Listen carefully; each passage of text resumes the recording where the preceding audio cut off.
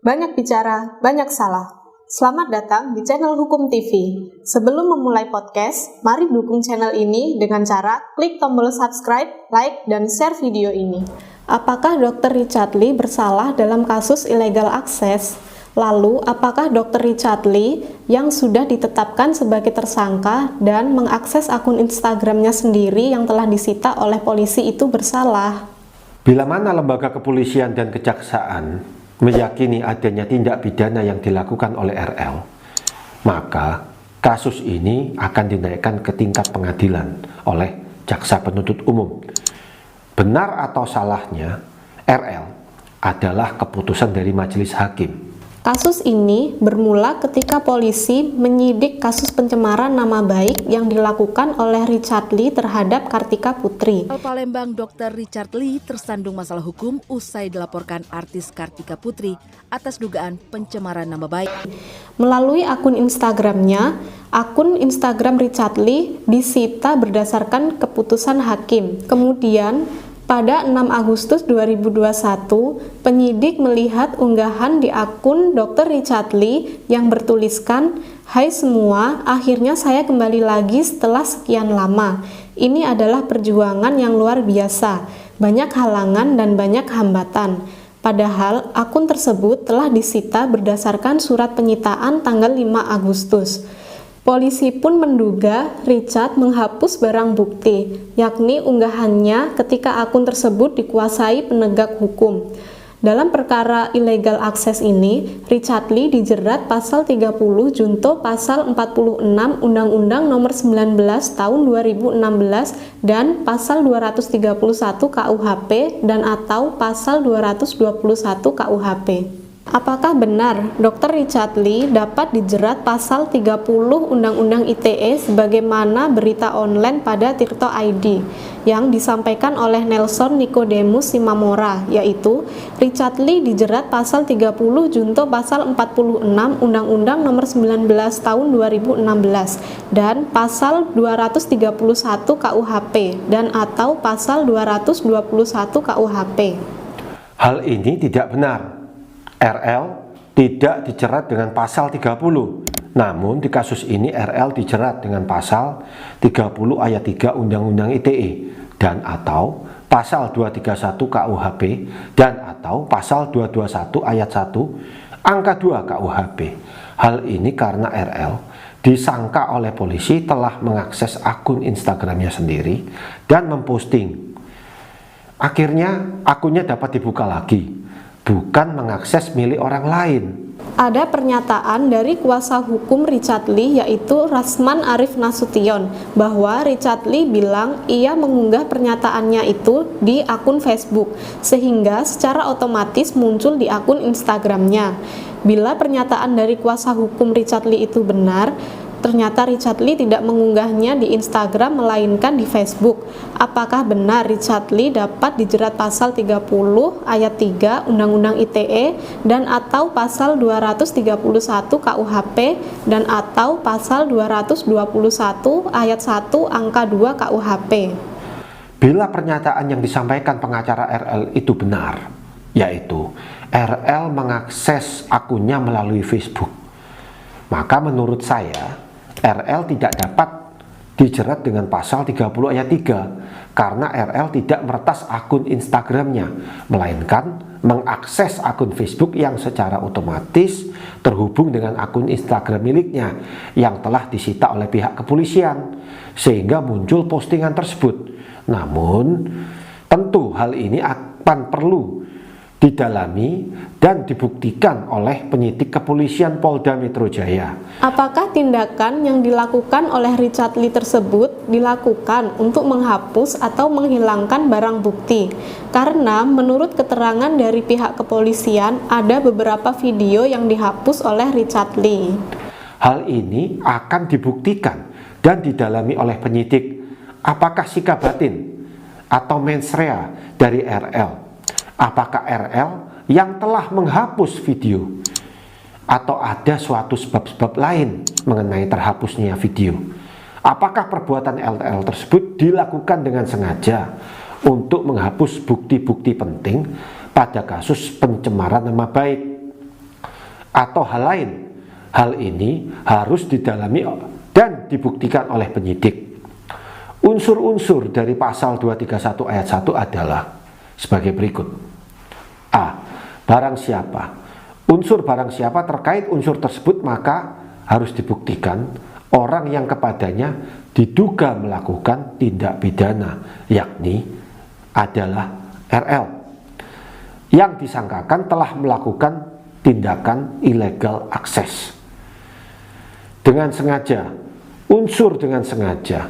Apakah RL secara sadar meretas akun Instagramnya atau masuk melalui akun Facebooknya dengan tujuan menghapus bukti-bukti penting yang digunakan sebagai barang bukti laporan dari Kartika Putri sebagai pihak pelapor.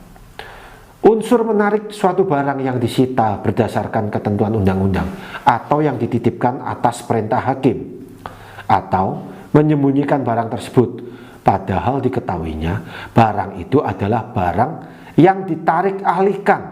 Apakah RL sadar meretas dan menarik kembali akun Instagramnya yang disita oleh pihak kepolisian, yang motifnya adalah menguasai kembali dan menghilangkan barang bukti? Unsur ini menurut saya tidak terpenuhi karena setelah RL memposting di akun Instagramnya, RL mengumumkan kepada followernya di media sosial yakni Instagram dan Facebook bahwa ia telah berhasil mendapatkan akunnya kembali. Bila mana RL berniat untuk menghapus saja bukti-bukti video yang dijadikan barang bukti laporan pencemaran nama baik, maka RL tidak akan mengumumkannya ke media sosial.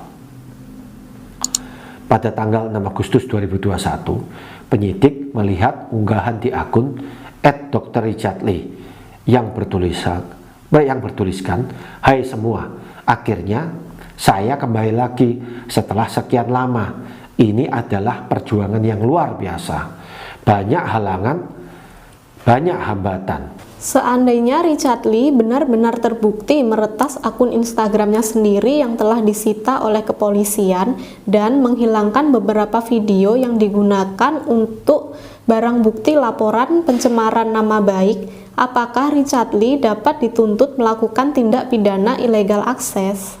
Sebuah tindak pidana dibangun atas dua unsur penting, yaitu unsur objektif atau fisikal, yakni aktus reus atau perbuatan yang melanggar undang-undang pidana, dan unsur subjektif atau mental, yaitu mens rea, sikap batin pelaku ketika melakukan tindak pidana. Dalam aktus reus, perbuatan RL telah dianggap melanggar hukum karena telah melakukan tindak pidana illegal access. Namun dalam mens rea atau sikap batin RL, mungkin saja dia hanya ingin mengakses akun Instagramnya untuk melakukan endorsement dan pengumuman. Jelas, dia tidak mengetahui perbuatannya tersebut melanggar hukum. Sebab, apabila dia mengetahui perbuatan tersebut melanggar hukum, kemungkinan dia juga tidak akan mengumumkan melalui media sosialnya, sebagaimana disampaikan oleh kuasa hukumnya. Hal tersebut jelas terlihat ketika RL pada tanggal 6 Agustus 2021 justru mengumumkan bahwa ia berhasil memperoleh akunnya kembali melalui perjuangan yang panjang. Ini menunjukkan ketidaktahuan RL bahwa perbuatan tersebut melanggar hukum, sehingga secara sadar atau tidak sadar RL mengumumkan dan memberitakan kepada followernya bila mana ia berhasil mendapatkan akunnya kembali. Bila mana pihak kepolisian meyakini bahwa RL bersalah, maka pihak kepolisian akan mentersangkakan RL. Dalam hukum pidana yang beraliran Anglo-Saxon, ada suatu asas, satu perbuatan tidak menjadikan seseorang itu bersalah terkecuali pikirannya yang salah. Elemen delik subjektif atau unsur mens rea dari delik atau bagian dari pertanggungjawaban pidana menurut Zainal Abidin terdiri dari A. Kemampuan bertanggung jawab KUHP tidak mengatur tentang kemampuan bertanggung jawab, tetapi yang diatur adalah ketidakmampuan bertanggung jawab, sebagaimana diatur pada pasal 44 KUHP. Menurut Satocit Kartanegara, untuk adanya kemampuan bertanggung jawab pada seseorang diperlukan adanya 3 syarat, yaitu 1. Keadaan jiwa RL adalah sedemikian rupa sehingga RL dapat mengerti atau tahu akan nilai dari perbuatannya itu, sehingga ia mengerti akibat perbuatannya tersebut.